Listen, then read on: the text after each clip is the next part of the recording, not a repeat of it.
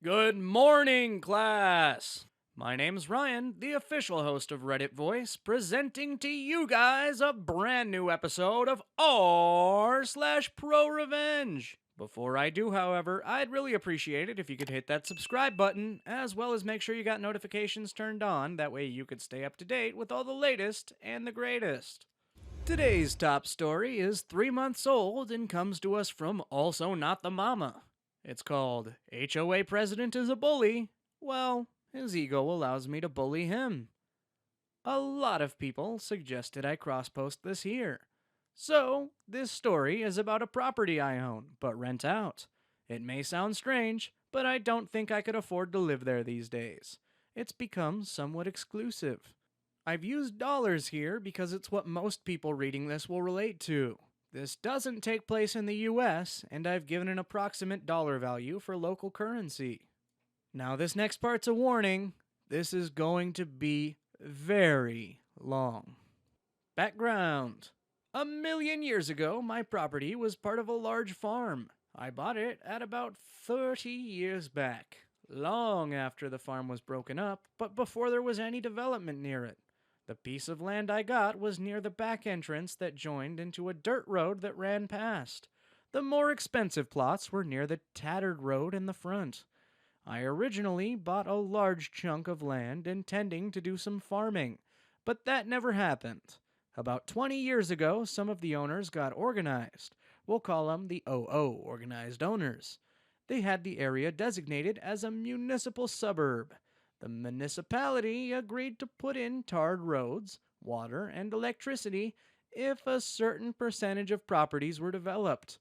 A construction company linked to the OO went around contracting the owners who had land but no buildings, offering to build houses for us at a very, very reasonable price, contingent on them getting a certain minimum amount of people signing up.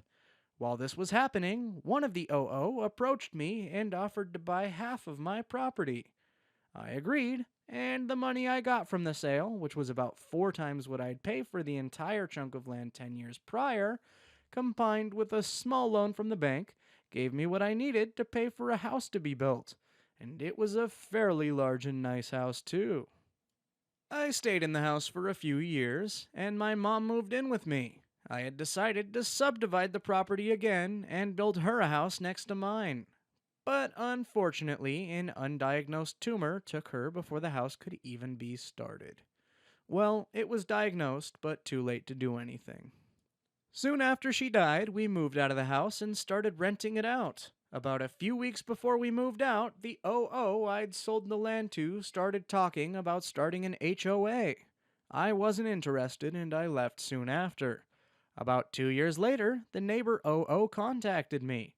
There were 2 roads entering the area these days: the original tarred road that was near where the farmhouse had been and was entered from a fairly busy main road, and then there was my dirt road back entrance, which was now a tarred entrance from a wide but not very busy municipal road. The HOA was trying to get the old farm road blocked off to improve security and decrease through traffic. They wanted the road next to my property to be the main and only entrance to the HOA community. They were pressuring me to join. I said no, and I was adamant, and eventually they accepted that. But they told me they wanted to have a sign near the road welcoming people to the neighborhood, and that the only practical place to put it was on the edge of my property. They also wanted to build a little guard hut and have a security guard permanently monitoring who went in and came out. They wanted to build his shed on my property.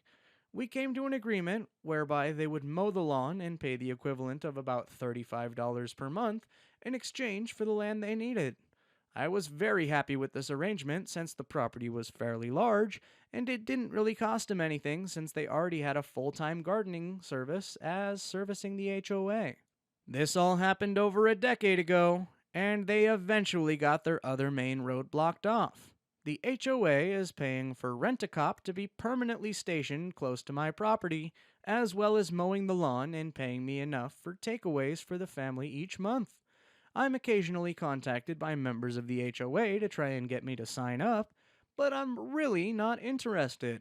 My property has been rented to the same tenant for all these years, and everything there is going well for me.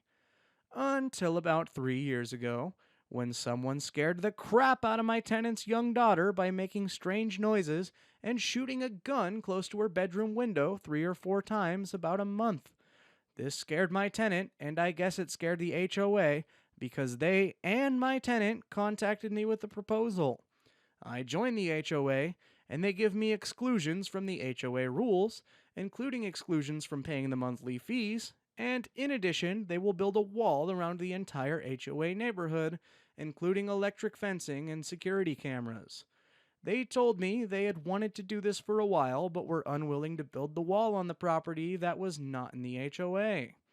I couldn't see the downside, and so I agreed. The dishonest dealings. It took a little over a year to build the wall and get everything completed, which is quite fast.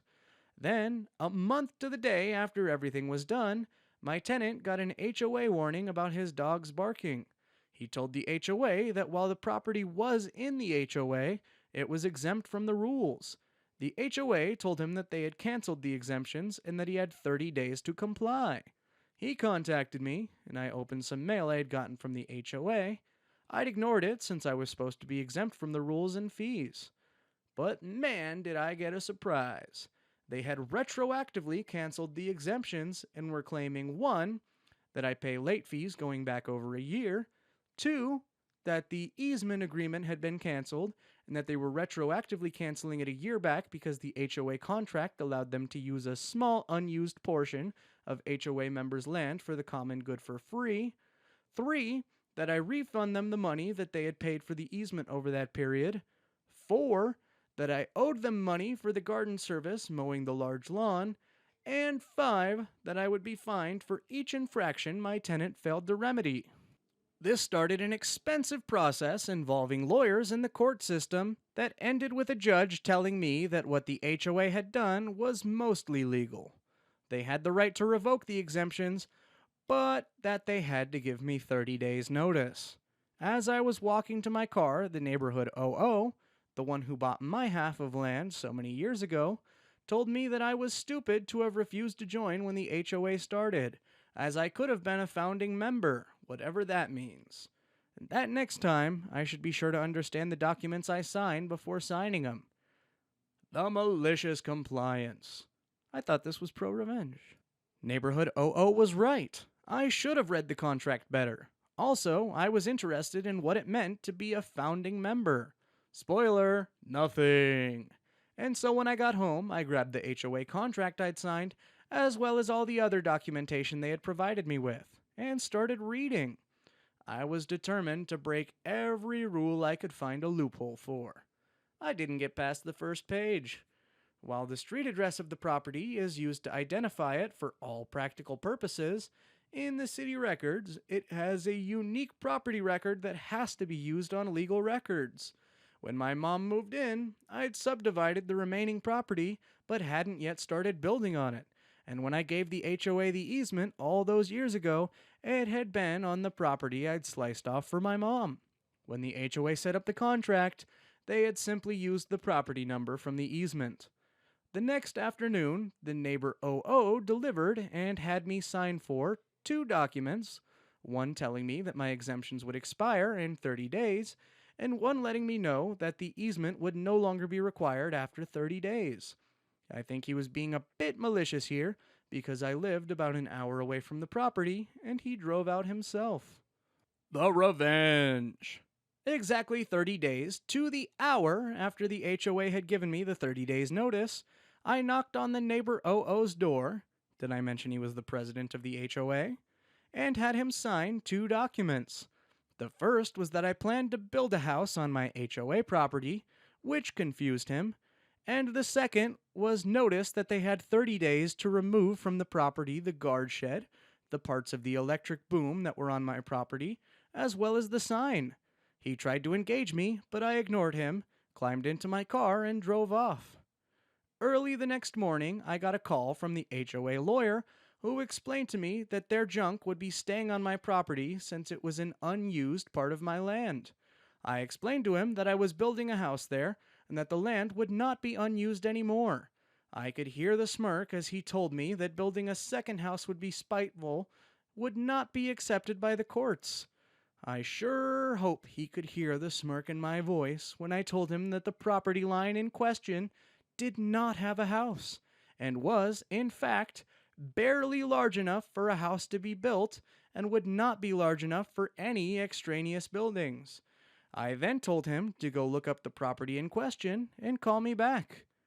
I had sliced off just enough to be legal, which was just enough to build a small house. It took them just under 5 days to get back to me. Their lawyer told me that the terms of the easement meant I could not cancel without their permission, so I emailed him a photo of the document they sent to me canceling the easement. That afternoon, neighbor OO invited me to lunch, his treat, to discuss the problem. I said no thanks. He extended the offer again 2 days later, and I again said no thanks. Others of the original OO contacted me and tried to talk. Some sounded aggressive, some sounded sympathetic. I said no thanks to each of them. Eventually, the lawyer phoned and asked if we could come to some sort of agreement. I asked what he had in mind, and he told me that he was prepared to discuss exclusions in exchange for access to my property. I simply said, no thanks, please don't call me again. About 9 days before their 30 days was up, I got a call from a different lawyer. He said he wanted to negotiate a surrender. His words, not mine. I agreed to meet him at his office the next day. I already had documents drawn up, and the meeting was as simple as me giving him the documents and him reading them over. My new easement offer. 1. Included everything offered by the old easement. 2. Changed the line, mow the lawn, to get the property to HOA standards and keep it there, since it was now in the HOA. 3. It would cost them about $500 per month instead of $35. This amount would increase with inflation. The previous contract did not include that bit. 4. When canceled, for whatever reason, the HOA would have to pay me a cancellation fee of around $7,500. 5. The contract automatically terminated 30 days after. Any disciplinary action was taken against me, my tenant, or the property. B. Any complaints were levied by the HOA against the property. And C. Any legal action was taken against the property by anyone in the HOA. 6. That lawyer who had offered to negotiate surrender would be allowed to mediate any disputes between us at HOA's expense. And that 7. The HOA would pay all my legal fees if any legal action were to be taken against me. I deliberately left some insane things in there so I could appear to concede some points or be negotiated down when the HOA got indignant about the points I actually cared about. The lawyer didn't look happy. He said my proposal sounded unfair, but that he'd have the HOA president look at him. I reminded him that in 8 days I'd be setting a group of men armed with sledgehammers and anger management issues loose on whatever of theirs was still on my property.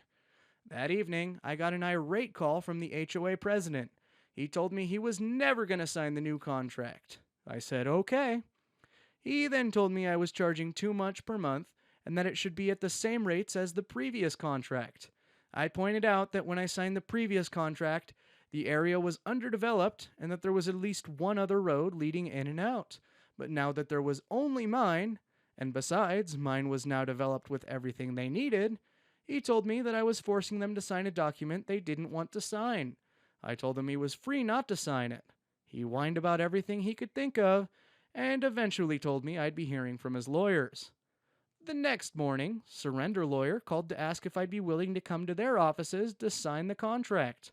I agreed, and when I got there that afternoon, I learned that Surrender Lawyer was not a lawyer, but a paralegal.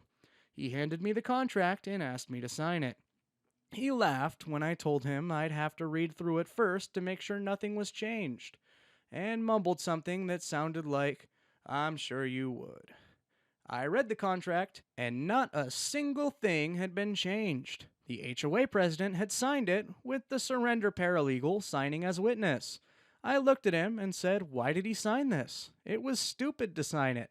And then the paralegal looked at me and said, I started telling him signing it would be a bad decision, But then he told me I wasn't being paid to think or give legal advice, and to shut up, so I shut up.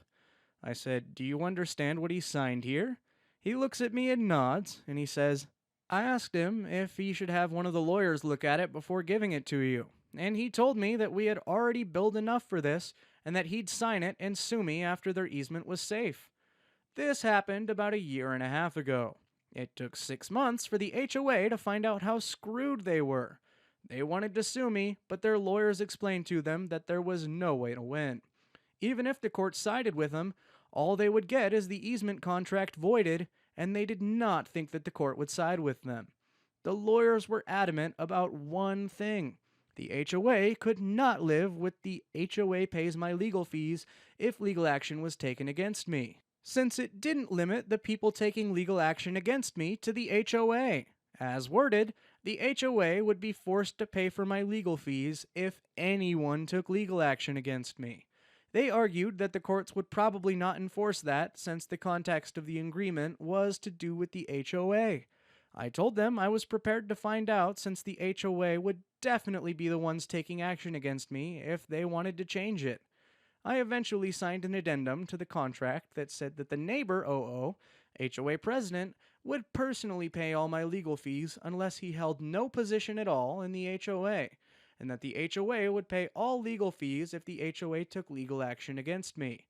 He resigned from the HOA at the end of that meeting. I politely told him in front of everyone that he should not sign documents unless he understands what he's signing. He didn't look pleased. It came out during the mediation. You cannot imagine how happy the lawyers were that their paralegal was mediating, that without the ability to control access to the HOA neighborhood through the security boom partially on my property, the HOA had become a gated community a number of years back. The HOA would be in breach of their own articles and would be dissolved. I also learned, should have been obvious to me, that all the security cameras were wired and all terminate in the guardhouse/guard shed. So basically, it was my way or the end of the HOA. That first mediation was really quite funny. My paralegal looked more than a little glum as we assembled and he called everyone to order. I suspected that he had been told to work against me, so I took the initiative. I reminded everyone there that I had agreed to let paralegal mediate, but I had to agree to a no arbitration at all. If I didn't feel like the proceedings were fair, I'd leave and they could go ahead and sue. Paralegal brightened up, and things actually went quite well. I'm writing this after getting home from the latest mediation. I built a paddling pool for the neighborhood dogs, as in I made it myself. I dug a hole, packed it with some stone, and added a concrete finish.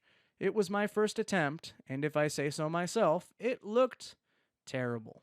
The HOA called for a mediation meeting, which is what they do now instead of taking official action. I declined their mediation requests in the past, in which they told me as nicely as they could that the paddling pool was an eyesore at the entrance of the HOA. I asked them to create a list of what needed to be fixed and how it needed to be fixed, and to give it to me at the next meeting. The list was extensive, and it basically required the pool to be rebuilt from scratch. I asked them if there was any way to reduce the costs of the work they needed to get it up to HOA standards, and they assured me that there was not. I thanked them, pulled out a copy of the agreement where they had agreed to get the property to HOA standards, which I had highlighted, and handed it to them with the list. I told them that the HOA usually preferred if these things were dealt with within 30 days. They started arguing until the mediator reminded them that they could not force me to comply without causing the easement to end. I should mention that their lawyers usually no longer attend these things. They said they'd get it done. I also learned a lot about Neighbor OO today. I found out that Neighbor OO sold his property about 3 months back and is apparently leaving the country for Australia. I found out the HOA had successfully sued him for a crapload of money that they had lost to his mismanagement as part of a vendetta against me, and I learned that he had a vendetta against me. I have no idea what I did to upset him. I'm not sure if I'll screw with the HOA anymore. I think I'm close to breaking them, as the only thing stopping them from canceling the contract is the massive financial loss that'll happen if they do. I guess a lot depends on how they treat me and my tenants going forward. Also, I do like the monthly payments though, so I'm motivated to play nice. TLDR, HOA President gets me to join the HOA under false pretenses that get upheld in court. Then he finds out that he signed up literally the wrong property and has to resign after getting the HOA into an incredibly expensive situation that it cannot get out of. Thank you, everyone. When I posted this on malicious compliance, it was because I felt like I could fly and wanted to share. Now the adrenaline's gone and I feel like I've been kicked by a donkey. I thought some people would like the story, but also thought it was too long for most. It seems I may have been very wrong. There are also many people commenting and sending messages, and I can't keep up. Thank you all so very much. Well, there you have it, folks. Reddit Voice's very own long boy of a story. If you liked it, be sure to leave a like on this video, as well as make sure you're subscribed with notifications turned on so you could stay up to date with all future videos. And as always, my name's Ryan, the official host here on Reddit Voice, and I look forward to seeing you guys in the next one.